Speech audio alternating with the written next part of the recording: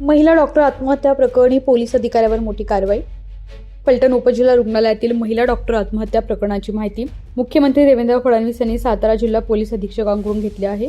त्यांनी संबंधित पोलीस अधिकाऱ्याला तत्काळ निलंबित करण्याचे आदेश दिले असून आरोपींवर कठोर कारवाई करण्याचे निर्देश देण्यात आले आहेत. त्यानंतर पोलिसांकडून गोपाळ बदनेचे तत्काळ निलंबन करण्यात आले आहे. पाहूया नेमकं काय म्हणाले सातारा पोलीस अधीक्षक तुषार दोशी.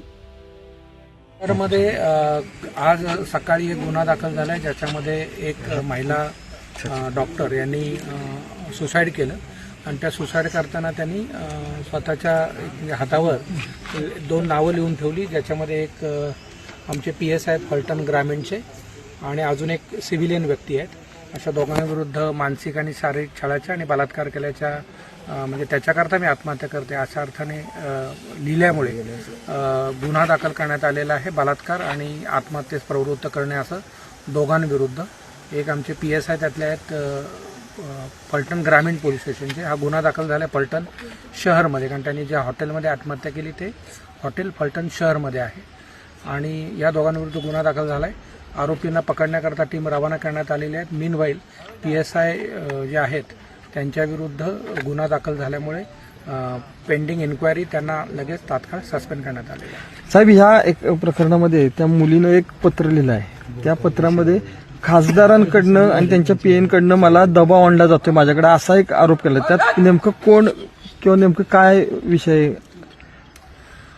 नाही, याच्यामध्ये म्हणजे हा जो गुन्हा आहे याच्यामध्ये त्यांनी तर ही जी 2 नावं लिहिली आहेत ती म्हणजे मानसिक आणि शारीरिक छळ आणि बलात्कार अशी आहेत. आता ह्या ज्या चिठ्ठीचं तुम्ही म्हणताय किंवा तक्रारीचं, त्याच्यामध्ये मी जी प्राथमिक माहिती घेतली त्याच्यानुसार या डॉक्टरांनी जेव्हा पोलीस अटक करतात आणि मेडिकलला आणतात त्यावेळेला मेडिकलच्या अनुषंगाने काही तक्रारी त्यांच्या डॉक्टरांविरुद्ध आणि डॉक्टरांविरुद्ध पोलिसांच्या अशा झालेल्या आहेत, ज्याच्यामध्ये तत्कालीन PI यांनीही या डॉक्टरांविरुद्ध एक तक्रार केली होती, त्यांनी पोलिसांविरुद्ध केली होती. परंतु ॲपरंटली असं वाटते प्रायमा फेशी की या दोन्ही गोष्टींचा संबंध नसावा, परंतु गुन्हा दाखल करण्यात आलेला आहे. पुढचा तपास फलटण शहर पोलीस करतायत. आम्ही आता तो तपास फलटण SDPO ह्यांच्याकडेच देणार आहोत, जेणेकरून तो SDPO लेवलच्या अधिकाऱ्याकडे जाईल आणि यातलं पूर्ण सत्य बाहेर येईल.